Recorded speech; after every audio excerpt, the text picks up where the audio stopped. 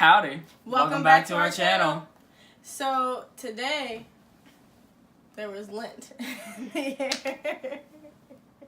So today we're going to be talking about 6 things that we feel are not only helpful and beneficial to a good relationship, but also important. Now, we're not specialists or gurus or experts or anything like that. This is just our personal opinion. But we get asked a whole bunch of times, like, oh, how do you all make your relationship work? Or how do I find what works for me in my relationship? From single people and people in relationships alike, we get asked all the time. I don't know why we get asked. Because apparently we're just so perfect. I know. Again, we're not experts nor specialists, but we still get asked. And we're not perfect either. Right, not at all. Like, we are humans. We still have our arguments, our disagreements, all that. But we just figured we'd put a video out there for you all.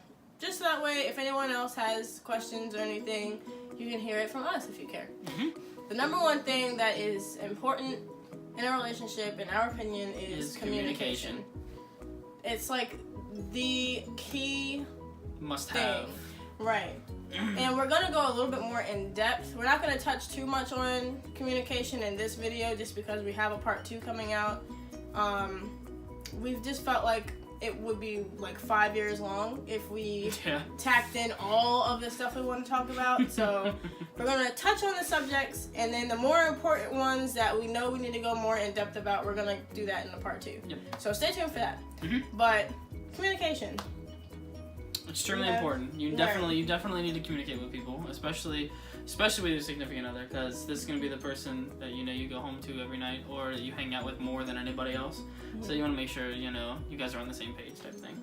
Right. And also another thing, communication is very, very vast. There's a lot that goes into communication. It's not just about talking about how you feel. It's not just about being honest with each other when something's upsetting you. Like, communication goes so far. Like, I don't even think a video alone would cover communication. Obviously, honesty. That's a very important thing. If you're not honest with that person, there's a lot of little things, little white lies can add up to a very big one, and can lead to just lying being a overall thing in your relationship, which is never a good foundation. And sometimes it's not even about white lies. Sometimes it's about you feeling something and just not wanting to make a big deal out of it. And I myself am extremely guilty of that. I will have something that bothers me, and I know it bothers me, but I'll sit there and think to myself, you know what, it's not worth it, pick and choose your battles, just let it go. But some people will feel that way and never ever speak on it. What I'll try to do is take what's bothering me and ponder on it and think, like, okay, how much does this bother me? How much of a difference is this making in my life and in my relationship with Sean? And is it really worth bringing up for discussion? Yeah. I mean, it makes sense, because sometimes, especially your significant other, if you bring up every little thing that annoys you and every little thing that gets under your skin, that can absolutely take a toll on the other person, because like, if she brought up everything that annoyed the crap out of her, it'd make me feel like I'm a terrible person, me personally. Like, I would just feel like, oh, I'm the worst boyfriend ever type thing. Right. And I want to improve, obviously, but you gotta, like you said, pick and choose your battles. You gotta choose when an issue really is an issue, or if it's just you not being used to it, or it's just not enough. That doesn't affect you enough to have that big of an impact. If you bring up every little thing that annoys the crap out of you, then that can look more on the problematic side, and that can feel more problematic for your partner. So that kind of segues into acceptance. There are some things in a relationship that the other person has, because when you're in a relationship, it's important to remember that you're in the relationship, but it's also important to remember that you are your own person. You are still your own individual, and you had an individual life before you met this person and before you got together with this person. So there are things that you might do in your everyday life that are completely normal to you, but the other person might not be familiar with that. And there are some things that other people do that you're just going to have to accept. You can't change everything. Some things can be changed, like forgetting to leave the toilet seat up, or putting your toothbrush, in the middle of the sink, or leaving the little toothpaste, little spudge of toothpaste in the sink. Oh yeah. Those things can be changed. But if it's someone's like personality, and it's their way of thinking, sometimes you can mold it and curve it, but you can't always change it. Like if you hate someone's laughter, and their laugh, just the way they laugh, pisses you off, you might love them to death, but it's just their laugh is like, why do you laugh like that? Annoying. Right. Like Fran from, what was the show? The Nanny? The Nanny, that's what it was. I loved Fran. I hated her to laugh so much. Well, she probably would have hated your laugh She too. sounded like SpongeBob. I liked You love SpongeBob! I love SpongeBob, but not his laugh. Lord have mercy. Well, that's basically what I'm talking about. And Mr. Sheffield loved her. Laugh and all. Sure. So that's the point. He probably accepted her laugh. Exactly. That's a great He point. had to accept it. Right. And also, even if you could technically physically change the way you laugh, you shouldn't expect that person. Right. You should not expect that person to change. Like if you hate their laugh to the point where you really cannot deal with it, don't expect them to change that for you. Just go on to the next person and find someone else whose laugh suits you better. Right. The next thing after acceptance would be compromising, because compromising is working on those things that can be changed. Those moments where the toilet seat is left up, or there are clothes everywhere or something like that. You can compromise on something like that because that can be changed. Or even when you like go to live together and it's like you guys disagree on furniture, or where the TV should go type thing. You always have to have a middle ground. Because those things, if you break up because you got a different colored sofa than you wanted, obviously that wasn't a relationship to begin with. And obviously there wasn't a strong enough foundation to where beige was the reason why you guys broke up. Right. I wanted khaki. Beige. Like, oh my god. Compromising is super, super, super, super duper important. It's almost up there with communication. Absolutely. Compromising is so important because that can make or break whether or not something in your relationship works. I take a little, you take a little. We both give a little. Right. One of the best examples I've ever seen of the exact thing you said when they broke up over something.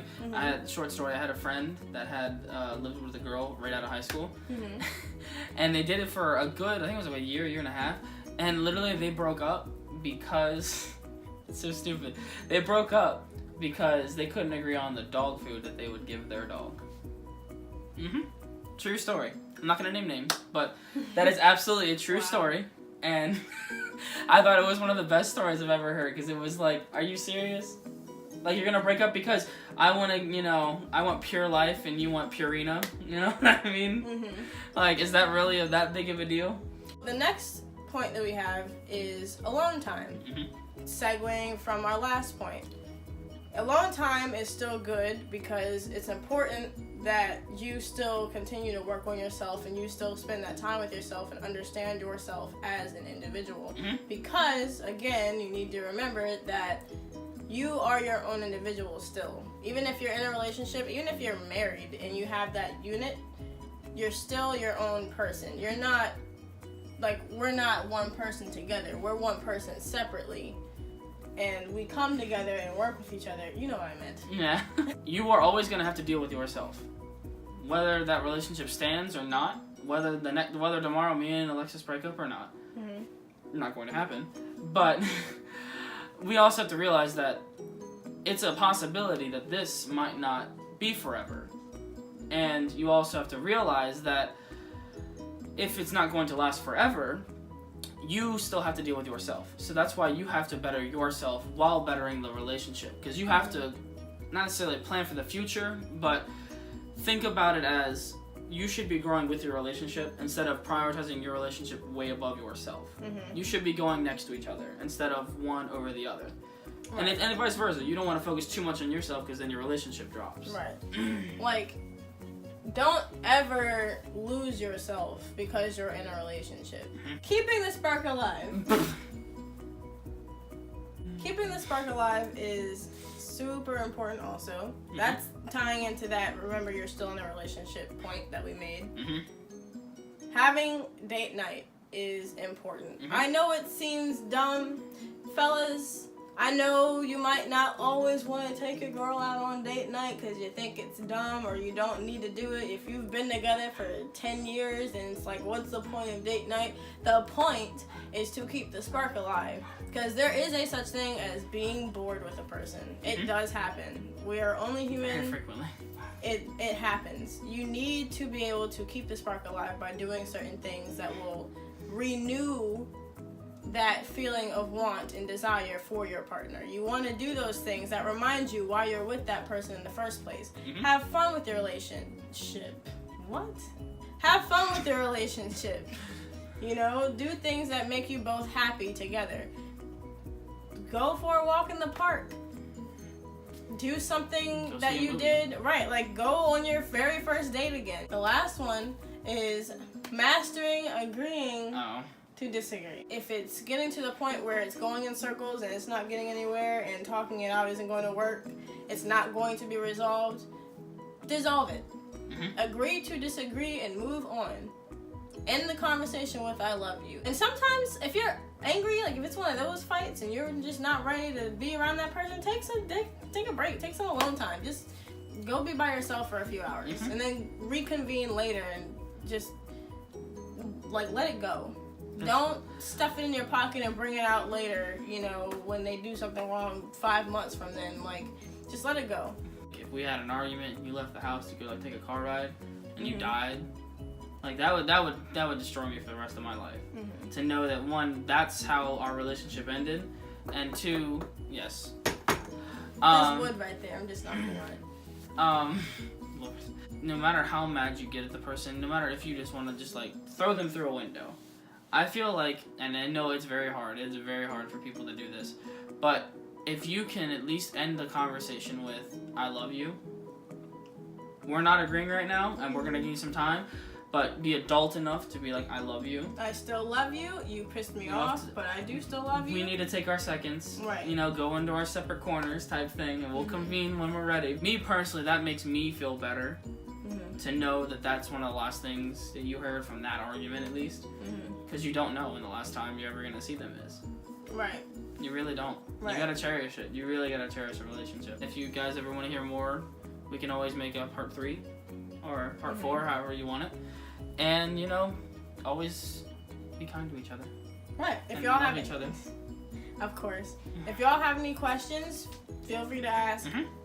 Again, we get asked all the time, so, you know, we love helping people. If you want our advice, if you feel like we can give you good advice, then ask us, and we will respond to you. We will respond to every comment, absolutely. We love talking to you guys. Especially Lexi. She really loves it. I do. Some of y'all have like great conversations, so I love being a part of it. But look, see, the link gets you too. So thank you all so much for watching this video. Do not forget to tune in to part 2. We're going to be going a little bit more into depth about communication, mastering agreeing and disagree, and compromising. Yep. Because those, out of the things that we said today, we feel are a little bit more important that we probably should touch on. So we're going to just do that in a separate video, so this one isn't too long for you. Don't forget to like, comment, and subscribe. Of course. Always appreciated, and thank y'all for watching. You know, I already said that. But okay. Bye. Bye y'all.